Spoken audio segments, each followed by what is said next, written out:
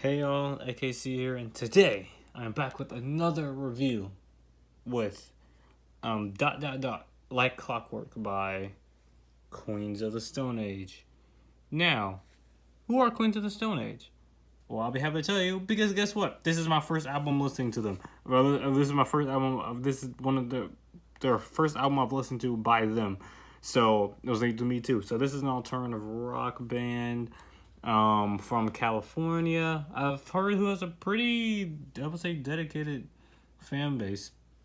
And they're an alternative rock band from California, and they're actually known for like their album "Songs for the Deaf," which, at least on Rare Music, it seems like a very acclaimed album. And if you like this album, because I know there's that one person in there who recommended this to me. If you like this album, I'll recommend listening to, Songs for the Deaf. That's also by them. You'll probably like it. I don't know. I've listened to a one-off song from it after, a one listen of the album, and I thought it was pretty good. So I'm pretty sure you, person who recommended for me to listen to this, will like it. So let's get into the album already. And I'm gonna go by track. I'm gonna go by track order. I usually don't do that for like albums that I have clear like and dislike tracks for, but I think this time I'm going to. So first we're gonna do "Keep Your Eyes Peeled." This one's an alright song. I think it's pretty good, but it's nothing that really stands out to me, I guess, in a way. I think the weird kind of off kilter type of like guitar melodies and drum melodies and all that sounds very weird and kind of awkward. Not in the good way. It doesn't really make you feel uncomfortable. It kind of makes you be like, this is longer than it should be. But there are some passages that I do like every now and then on the song.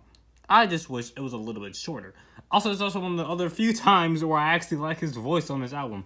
It's actually one of my major critiques of this album. I don't like his voice. He sounds like very pretentious, weirdly southern, in a weird kind of pretentious way. I don't know, it's kind of hard to explain. He sounds like a douchebag for some reason. The dude sounds like a douchebag. But this is one of the only few times where I actually like his voice on the album. I'm gonna go to I Said by the Ocean, and I just don't really like the melody on here. I just think it's like kind of whatever. Like usually when it comes on, I'm like, okay, I'm ready for the next track to play. And I really don't have anything to say about it. I think it's just like alright. I think it's cool, but I honestly like the whole rest of the album. And let's get to the whole rest of the album with the Vampyre of Time and Memory. And already we see some. I'm kind of paying more attention. First of all, I got kind of caught off guard by how slower it was than I Sat by the Ocean. Keep Your Eyes Peeled. Yeah, this is a pretty good track. It's nice. It's slow. I love the switch up, and the switch up is not really that abrupt either. It kind of flows surprisingly well. From I Sat by the Ocean. I also love the build up, which kind of like hints to something else that happens in the album. Build ups are very much prominent within this album, and this is the first time it does it, and I really like it. Also, we see him kind of talking about having trouble with love and everything, and I like the way that he portrays this with the Vampyre of Time and Memory. You know what I mean? Like, he has all like these. Like, love is like this vampire that sucks up all your time and your memories and all that. And especially when you're going through a breakup, it especially does that. Let me go to If I Had a Tell. And at first I didn't like this. But, like, I gotta admit, again, this is one of the few times where I actually like his vocals. I like the notes that he hits. I like how he hits the notes and how they go with the instrumentation. Dun, dun, dun, dun, dun, dun, dun.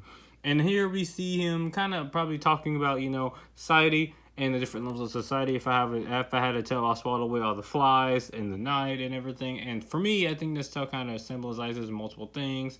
Maybe poverty, because on the second verse he does talk about the rags and riches and poverty and being high in society. So this might all be not only say this tale might swap away like society, but also problems, depression, and everything, sadness. It's a pretty sad album, I would say. And yeah, I wish I had a tail too to do that, but sadly we don't have tails, and flies are not. That's not how stuff works. But I do like his little metaphors. I like how he like tries to construe things into different things. Let me go to My God Is the Sun, and yeah, this is like, I would say, yeah, best song on the album. This song is like incredible. I just love how energetic and how tribal it is, especially since it says that my God is the sun. And I'm like this. He has other lyrics like that. I'm this ant on on like this rock that's spinning around, on this giant rock that's spinning around. I'm like, holy shoot, man, you're right. Man, we are really just ants on this giant rock spinning around. And him talking about how, you know, the sun gives us energy and everything, and he's kind of like minimizing himself basically and telling it how it is.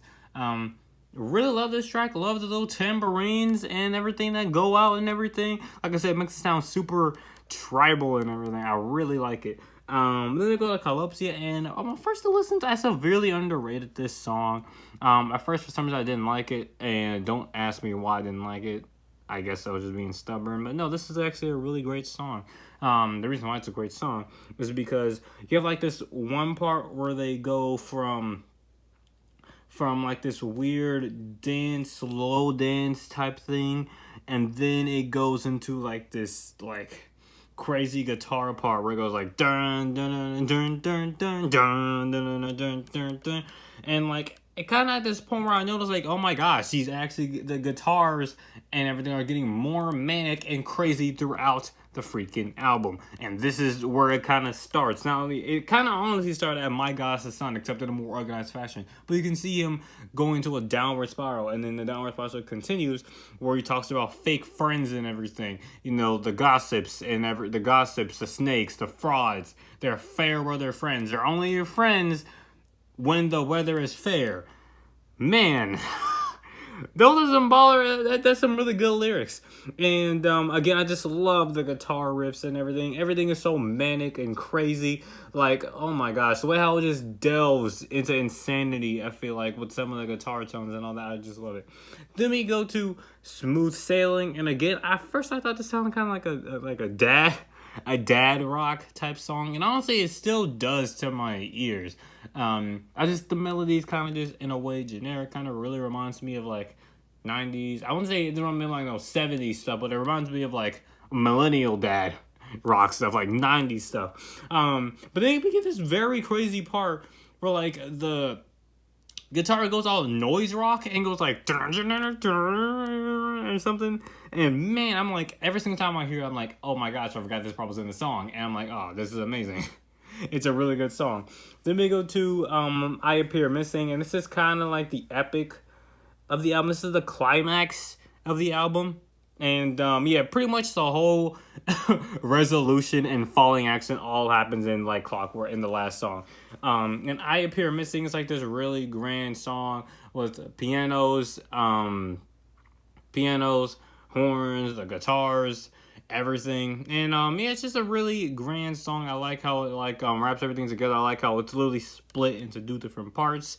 Yeah, really good song. And then we go to like Clockwork, which starts off beautifully with these really cool piano notes that kind of go into the guitar, and then you also have like this like horn in the background, and like it gets so big and huge and big and everything.